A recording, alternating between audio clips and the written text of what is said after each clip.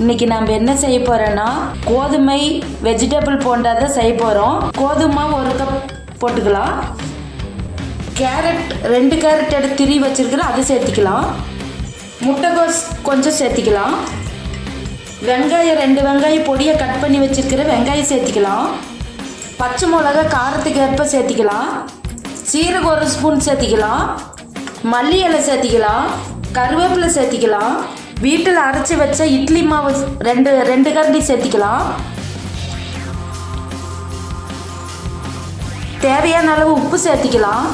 தண்ணி ஊற்றாமையே நல்லா பிணைஞ்சி விட்டுறலாம். 1 minute later.